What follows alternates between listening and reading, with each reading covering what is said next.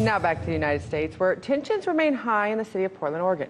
Now, over the weekend, rival demonstrations led to violence against both protesters and police.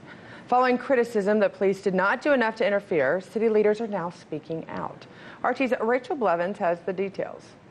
City officials and police in Portland, Oregon are now defending their actions and claiming that more people could still be arrested after rivaling demonstrations injured at least 8 people over the weekend. Saturday started with protests from the right-wing Proud Boys group and the conservative Him Too movement in downtown Portland. Counter-protesters from the group Rose City Antifa were expected, and while police were on the scene in riot gear, they have been accused of not doing enough to stop the violence. Among the injured, 3 police officers and Andy No, who was punched, kicked, and had a milkshake thrown in his face. The conservative writer, whose Twitter bio says hated by Antifa, often live streams protests involving the group. Adam Kelly was also sent to the hospital, where he received more than 20 staples to close gruesome wounds to his head after he was struck by a member of Antifa with a baton. A police officer who witnessed the attack said that Kelly was helping a man who was bleeding on the ground when he was approached by an Antifa member who delivered a full overhead swing that struck the top of Kelly's head from behind. He said the sound of the blow was sickening and it caused the crowd to gasp in response. Kelly's attacker is now facing a charge of second-degree assault, among others, and he was one of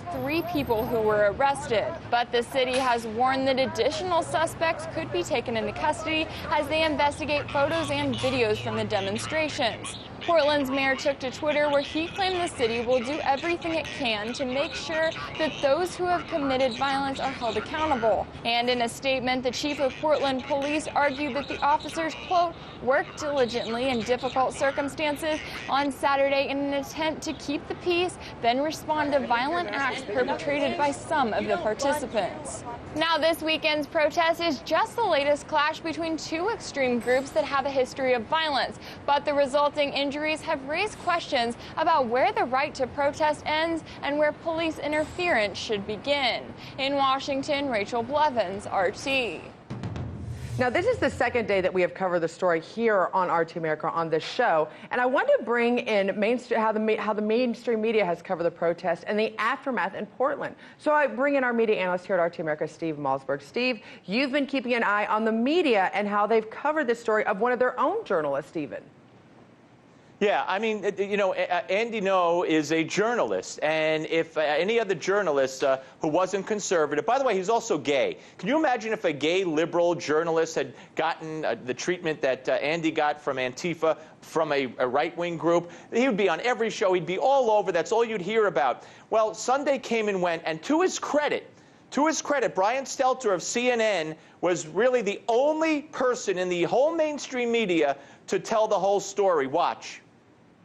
Conservative journalist Andy No was out there covering rival protests on Saturday. Antifa on one side, right-wing figures on the other side. But as the demonstrations clashed, protesters, it appears to be Antifa protesters, then attacked No. He's been out there in the past. He's been covering protests in Portland for quite some time. His critics say he's there to cause trouble. But that's unacceptable. The idea that he would be attacked, that he would be bloodied in that way, unacceptable, period. I don't think I've ever said bravo to Brian Stelter, but bravo. By contrast, Scotty, Good Morning America on Sunday morning gave it 17 seconds, and look how they covered it.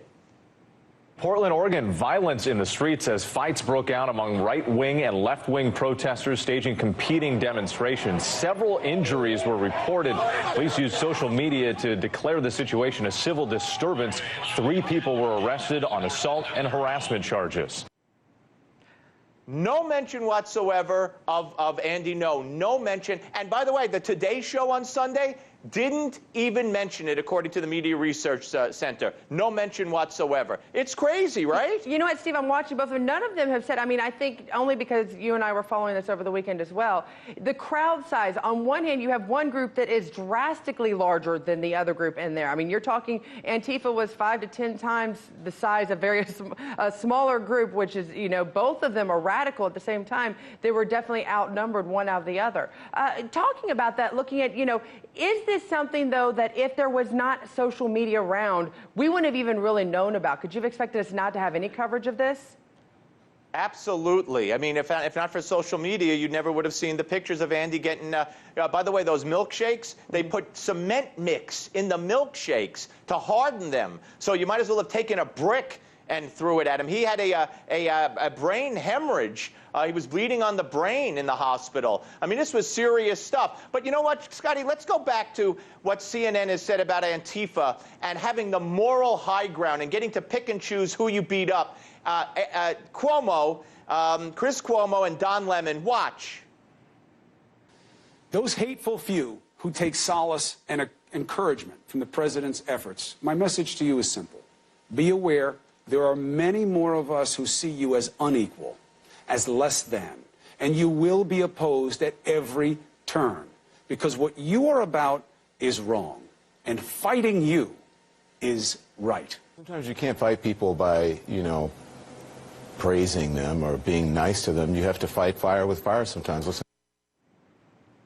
I mean, they're condoning if you have the moral high ground. Well, hey, Cuomo and Lemon, everybody thinks they have the moral high ground. You're giving everybody a license to go beat people up. I mean, that's the sickness here, Scotty, and shame on the media. CNN did put Andy No on. Tucker Carlson put Andy No on. So they're starting to come around. But in the aftermath of this, if they could have gotten away from it with no coverage, they would have. And that is an absolute sin.